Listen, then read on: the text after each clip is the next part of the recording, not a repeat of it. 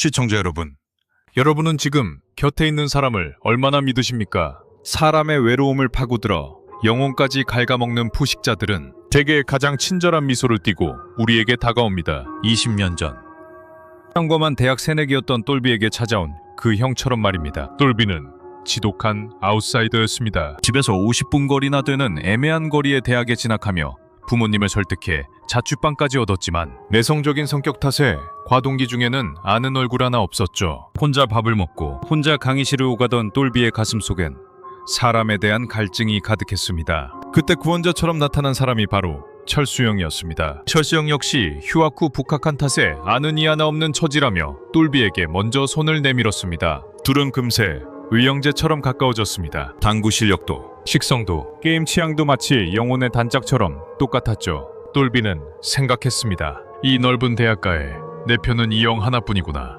그렇게 한 달 반 둘은 그림자처럼 붙어 다녔습니다. 사건이 일어난 그날 밤도 평소와 다름없이 대학로 근처 술집에서 술잔을 기울이고 있었습니다. 철수영은 내성적인 똘비에게 저쪽 테이블 여자애들한테 가서 말 좀 걸어봐라며 짓궂은 농담을 던지고 있었죠. 그때 옆 테이블에 앉아있던 30대 중반의 남자 둘이 말을 걸어왔습니다. 학생들, 여기 땡땡대학교 학생이야. 우리가 학교 인력이 좀 필요한데 어디로 가야 하나 물어볼 데가 없네. 똘비는 친절하게 행정실 위치를 설명해 주었습니다. 그러자 남자들은 고맙다며 땡땡 산업개발이라는 명함을 건넸고 대뜸 알바 자리를 제안했습니다. 방학 때나 주말에 용돈벌이 좀 해볼래? 우리는 대학생들한테 돈을 벌게 해주고 싶거든. 일당 15만 원 줄게. 2006년 당시 일당 15만 원은 노가다 판 평균 임금의 2배가 넘는 거금이었습니다. 철수영이 눈을 반짝이며 내일 당장 일 있습니까? 라고 물었고 그렇게 치밀하게 설계된 덫 위로 똘비와 철수영의 발걸음이 향하게 됩니다. 다음 날 아침 7시 학교 정문 앞에 도착한 검은색 소나타 한 대. 운전석에는 어젯밤 술집에서 본 그 남자가 앉아 있었습니다. 차에 올라탄 똘비와 철수영의 눈빛엔 거금을 벌 수 있다는 설렘이 가득했습니다. 하지만 차가 도심을 벗어나 외진 시골길로 접어들수록 똘비의 마음 한구석엔 알 수 없는 서늘함이 피어오르기 시작했습니다. 도착한 곳은 녹슨 철문이 괴물처럼 입을 벌리고 있는 버려진 폐공장이었습니다. 폐공장의 내부는 밖에서 보던 것보다 훨씬 거대하고 기괴했습니다. 천장 높이 달린 환풍기 구멍으로 새어 들어오는 빗줄기만이 먼지 섞인 공기를 비추고 있었죠. 차에서 내린 남자들이 트렁크를 열더니 하얀색 방역복 2벌을 꺼냈습니다. 현장일 안 해봤지? 옷 버리면 아까우니까 이거 입어.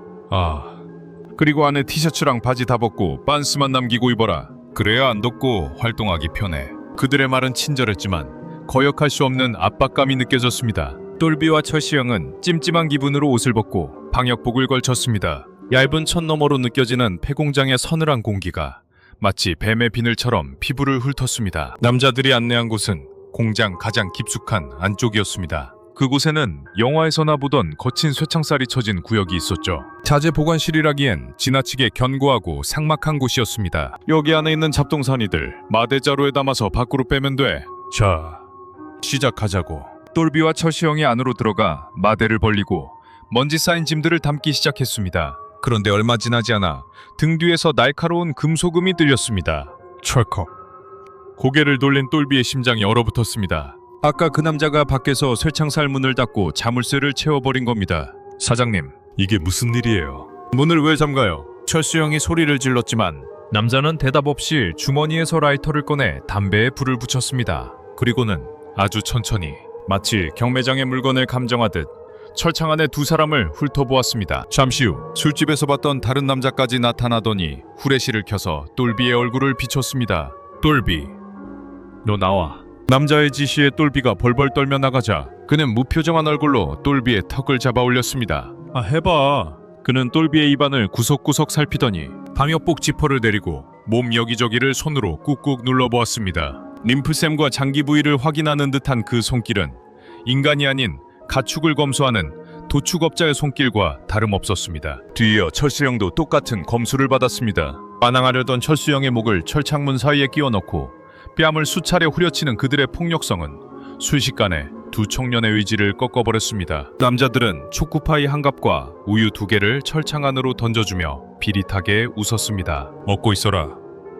곧 갈 거니까. 공장의 높은 창문으로 들어오던 빛이 점점 붉게 물들다 마침내 치밀한 어둠이 찾아왔습니다. 한 치 앞도 보이지 않는 어둠 속에서 똘비는 철수형의 거친 숨소리를 들으며 흐느꼈습니다. 형, 우리 어떻게 되는 거야? 우리 팔려가는 거야.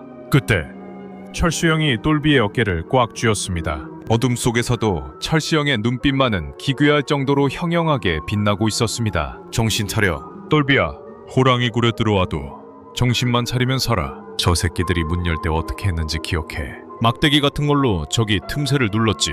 우리도 도구를 찾아야 해.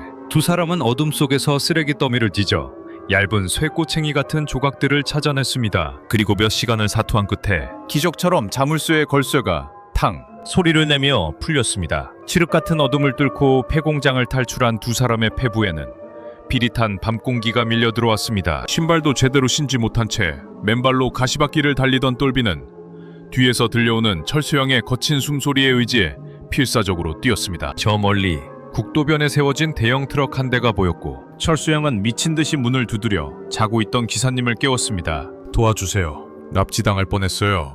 기사님의 휴대전화를 빌린 철수형은 곧장 경찰이 아닌 누군가에게 전화를 걸었습니다. 삼촌, 나야 철수. 지금 당장 이쪽으로 좀 와줘. 똘비는 왜 경찰에 신고하지 않느냐고 물었지만 철수형은 창백해진 얼굴로 똘비의 입을 막았습니다. 그놈들이 우리 신상을 다 알고 있어. 학교, 집 주소까지. 보복당하면 어떡할 거야?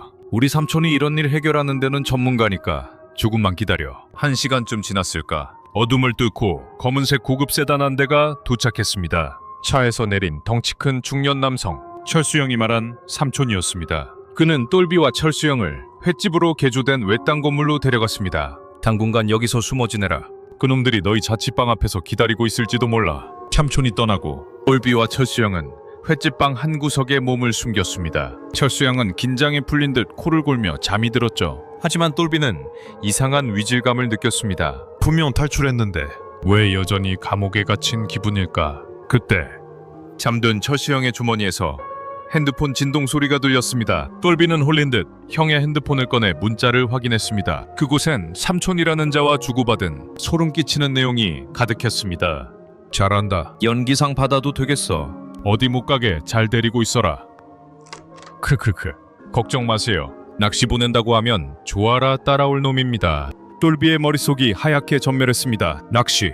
아까 삼촌이 했던 말이 떠올랐습니다. 내일은 기분 전환도 할 겸 통통배 타고 바다 낚시 나가자.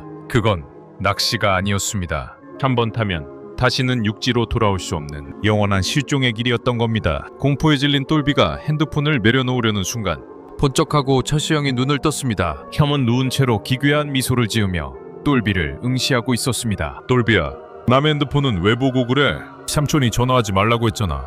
형의 목소리는 더 이상 친절하지 않았습니다. 뱀이 기어가는 듯한 서늘한 음성. 똘비는 직감했습니다.